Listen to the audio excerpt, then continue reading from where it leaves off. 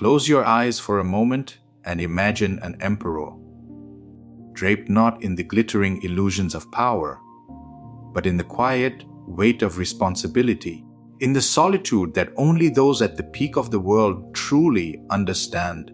This emperor is Marcus Aurelius, the most powerful man of his time, commander of legions, ruler of vast lands, yet a man who sat alone in his tent at night, whispering to himself a truth so simple and yet so radical that it could undo the entire architecture of human suffering. Now is all you own. Not the throne, not tomorrow's victory, not yesterday's regret, just this immediate slice of existence in which your breath rises and falls. Marcus learned this not as a philosopher in a library, but as a warrior, scholar surrounded by the frost of the northern frontiers. He would take to his wooden desk, unroll his wax tablets, and write notes to himself, notes never meant for the world, as intimate as a man speaking to his own soul. He would remind himself that no emperor has ever ruled the future, and no soldier has ever fought in yesterday's battlefield, that all battles, inner or outer, are fought only in the living present. Even surrounded by countless legions, he knew that the only true kingdom a man ever governs is the movement of his own mind in this very moment. He saw again and again that pain becomes unbearable only when time is added to it, when the mind says, "This should not have happened," or "This must not continue," or "What if tomorrow is worse?" Remove time, and what remains? Just a sensation, a breath, a passing wave. Marcus understood that the suffering of mankind emerges not from experience itself, but from our stories about experience. He saw that anger arises from replaying the past, anxiety from preliving the future, and fear from imagining our loss of control.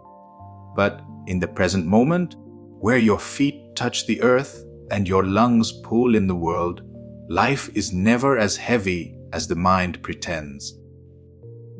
And so he trained himself to return again and again to the living instant. If a messenger brought bad news, he asked himself, "Is the blow happening now? Or is my mind projecting its shadow into tomorrow?" If a friend betrayed him, he asked, "What is truly in my control at this breath?" If illness crept into his body, he asked, "Can I meet this sensation without adding anything to it?" And in this simple discipline, he found a kind of spiritual freedom that even emperors rarely taste.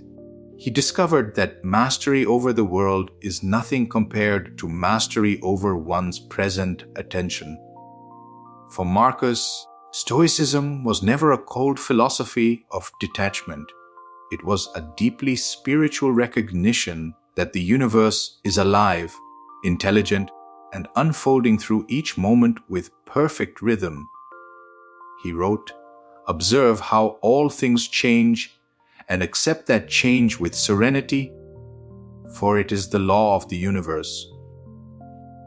In this, he echoed the voice of the Upanishads, which whisper that the world moves through you, but you are not moved, or the words of the Buddha, who taught that clinging to the transient is the root of suffering. Marcus, in his own Roman way, learned to bow before the great cosmic intelligence that choreographs all things, and he did so not with resignation, but with reverence.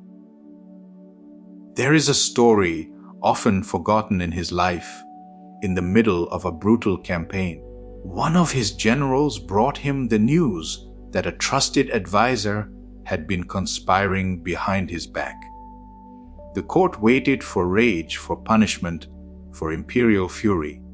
But Marcus simply closed his eyes, took one slow breath, and said, "Show him kindness.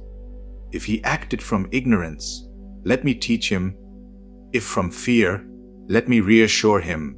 If from ambition, let me understand him. The general stood speechless. Marcus, still seated, opened his eyes and added, "Why should I be angry at something that must have already happened? My task is only with this present moment, not with the shadows of the past. That is Stoicism, not suppression, but clarity." And this clarity deepened into a spiritual insight so powerful that it became his anchor through every storm. Everything you fear will happen tomorrow has not happened. Everything you regret from yesterday no longer exists. Only the moment unfolding before you has any reality.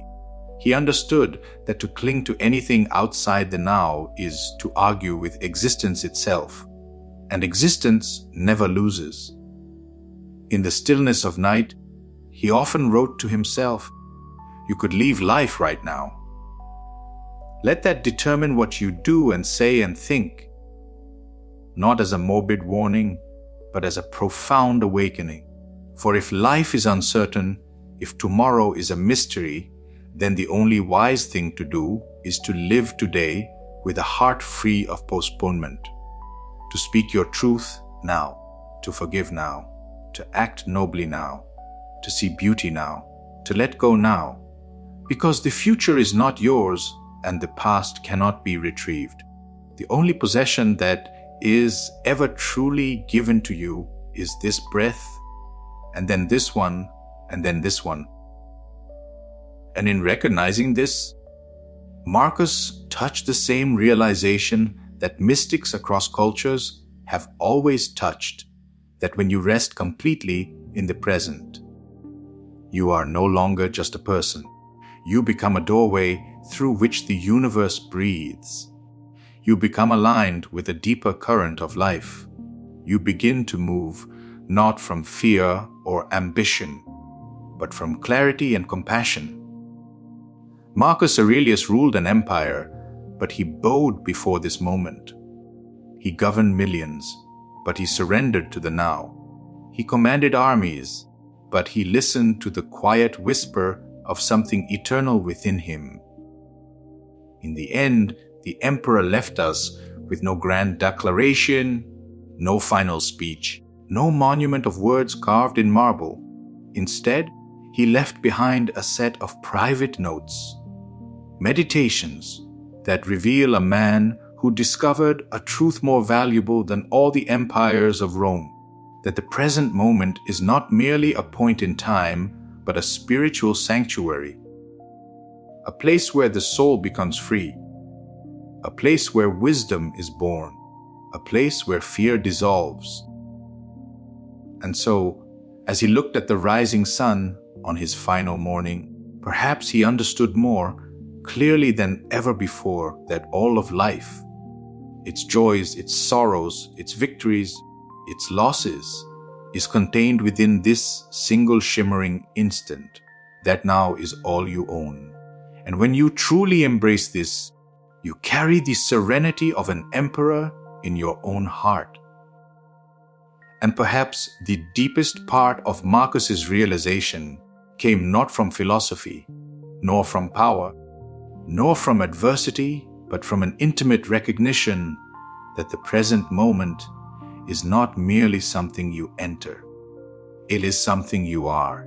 He began to sense that the awareness witnessing each breath is untouched by the chaos around it, untouched even by the shifting thoughts within. This silent witness, this inner emperor, is not bound by time.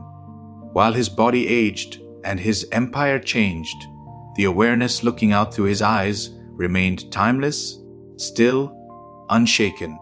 And in that stillness, he sensed the same truth the ancient sages spoke of, that behind all experiences there is an unchanging presence. And when you learn to rest in it, even briefly, you taste a freedom no throne can provide.